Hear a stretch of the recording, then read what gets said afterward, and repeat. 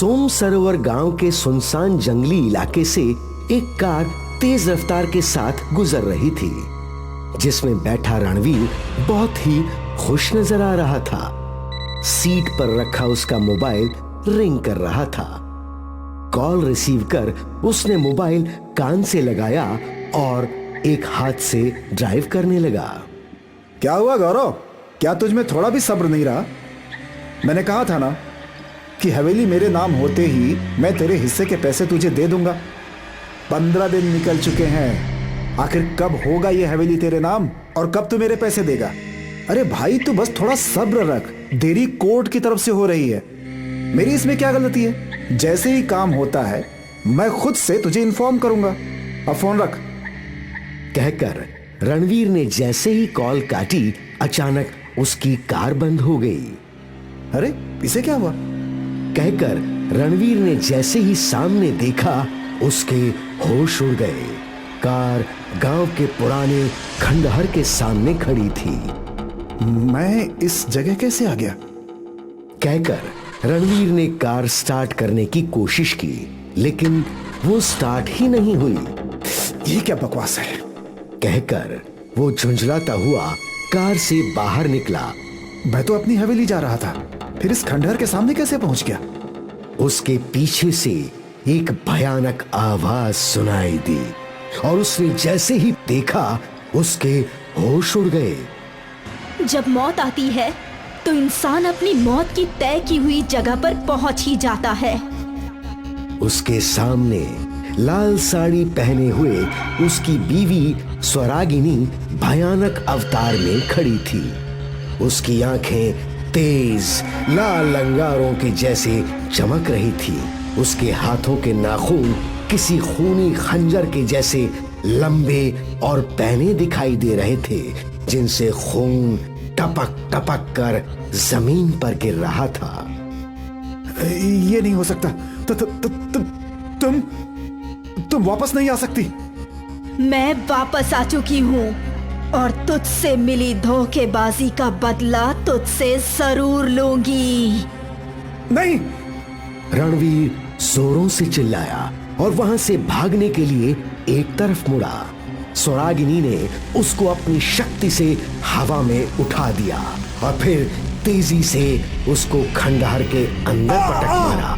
रणवीर चिल्लाया और जैसे ही जमीन पर गिरा, स्वरागिनी उसके सामने आ गई। उसने उसकी गर्दन पकड़कर दूसरे हाथ से उसकी आंखों में अपने पैने नाखून मारे और उसको अंधा कर दिया। मुझे छोड़ दो। ये तेरे किए की सजा है, धोखेबाज। कहते हुए स्वरागिनी ने रणवीर की गर्दन पकड़कर पूरी पीछे तक घुमा दी और उसको एक ही झटके में खत्म कर दिया। अब मैं अपनी मौत का बदला लिए बिना नहीं जाऊंगी। उसको भी इसी खंडर में लाकर मारूंगी। स्वरागिनी वापस आ चुकी है। कुछ दिन बाद गौरव ने रणवीर को फिर से कॉल किया और उसका नंबर बंद आ रहा था। उस वक्त रात के 10 बज रहे थे। क्या हुआ गौरव, तुम इतने परेशान क्यों लग रहे हो? इस रणवीर ने मुझसे एक डील की थी, जिसके पैसे मुझे वो पिछले हफ्ते देने वाला था, लेकिन अब ये अपनी नीयत खराब कर रहा है। रोजाना आजकल आजकल। अब सो जाओ, उससे कल जाकर मिल लेना। कहकर आराध्या ने उसको गुड नाइट बोला और लैंप बंद करके सो गई। अचानक गौरव को महसूस हुआ कि किसी ने उसका हाथ पकड़ा है। उसने जैसे ही पलट कर देखा, सामने स्वरागिनी को भयानक रूप में खड़ा देख उसकी चीख निकल गई। अगले ही पल स्वरागिनी ने उसका गला पकड़ लिया और हंसते हुए बोली,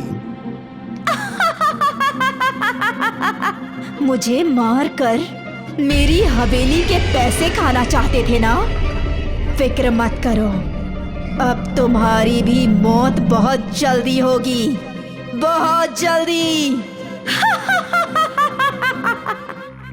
सुनते ही गौरव डरकर बहुत जोरों से चिल्लाया और फिर उसकी आवाज सुनकर आराध्या जाग उठी। क्या हुआ गौरव, तुम इतना डरे हुए क्यों लग रहे हो? क्या देख लिया?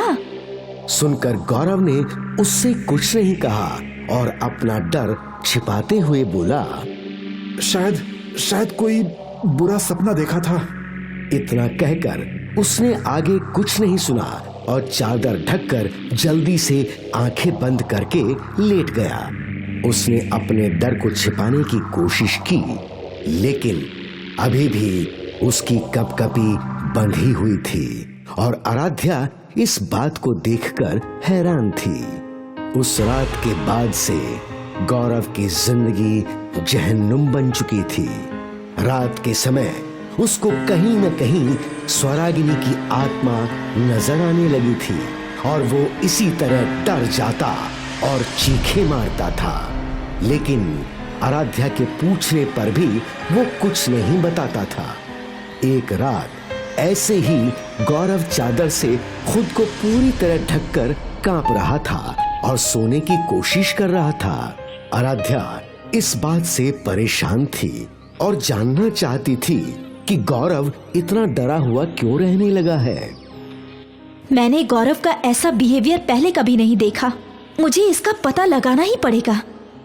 गौरव, उस खंडर में मेरी लाश दफन है, वहां जाकर उसका अंतिम संस्कार कर दो, वरना मेरी आत्मा तुमको भी रणवीर की तरह मार देगी।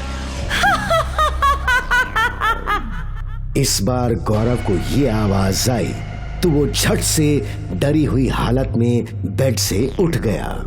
उसने देखा कि आराध्या बेखबर सोई हुई है तो वो अपने कमरे से निकलकर बाहर जाने लगा। आराध्या सोने का सिर्फ नाटक कर रही थी। वो जल्दी से खड़ी हुई और फिर चुपके से उसके पीछे पीछे हो ली। गौरव घर से बाहर निकलकर घर के पिछले वाले जंगल की तरफ चला गया। आराध्या भी दबे पांव उसका पीछा कर रही थी। गौरव उसी पुराने खंडहर के सामने जाकर रुक गया। स्वरागिनी, कहाँ हो तुम? मैं तुम्हारा अंतिम संस्कार करके तुमको मुक्ति दिलाऊंगा। उसके इतना कहते ही वहां पर तेज तेज हवाएं चलने लगी। एक झोंके ने गौरव को हवा में उठाया और उसको खंडहर के अंदर ले जाकर पटक मारा। गौरव! उसको आवाज लगाते हुए आराध्या भी खंडहर के अंदर पहुंची। उसको देखकर गौरव चौंक पड़ा और बोला, तुम यहाँ कैसे पहुंची? यहाँ खतरा है। Gaurav, please tell me what's wrong with you, और तुम यहाँ क्यों आए हो? अब गौरव ने उससे कुछ भी छिपाना ठीक नहीं समझा। रणबीर और मैं बचपन से एक दूसरे के बेस्ट फ्रेंड थे। हमारे गांव की सबसे अमीर ठाकुर की एक लड़की थी, स्वरागिनी, जिसके नाम गांव की सबसे बड़ी हवेली थी। मैं और रणवीर चाहते थे कि स्वरागिनी को अपने प्यार में फंसाकर वो हवेली अपने हिस्से में कर ले, लेकिन उससे शादी तो एक ही कर सकता था। इसलिए हमने फैसला किया कि उससे शादी रणवीर करेगा और फिर हवेली नाम करवाने के बाद उस प्रॉपर्टी के हिसाब से 50% वो मुझे दे देगा। कितनी गंदी सोच थी तुम्हारी। फिर आगे क्या हुआ? शादी के बाद स्वरागिनी वो हवेली रणवीर के नाम करने को तैयार नहीं थी और रणवीर अगर उसे जबरदस्ती करता तो वो समझ जाती कि वो उससे प्यार का सिर्फ ढोंग करता है। इसलिए मैंने और रणवीर ने प्लान बनाया कि स्वरागिनी को रास्ते से हटा देते हैं। एक रात रणवीर ने स्वरागिनी को क्लोरोफार्म सुंघाकर बेहोश किया और फिर हम उसको लेकर यहाँ आए। हमने इस खंडहर में उसको मारकर यहीं की कच्ची जमीन में उसको गाड़ दिया। अगली सुबह रणवीर ने झूठी रिपोर्ट पुलिस स्टेशन में लिखवाई कि स्वरागिनी अपने किसी आशिक के साथ मुझे छोड़कर भाग गई थी। अब कुछ दिन बाद ये हवेली उसके नाम हो जाती और फिर मुझे भी मेरे हिस्से के पैसे मिल जाते, लेकिन पता नहीं स्वरागिनी मरने के बाद भी वापस कैसे आ गई।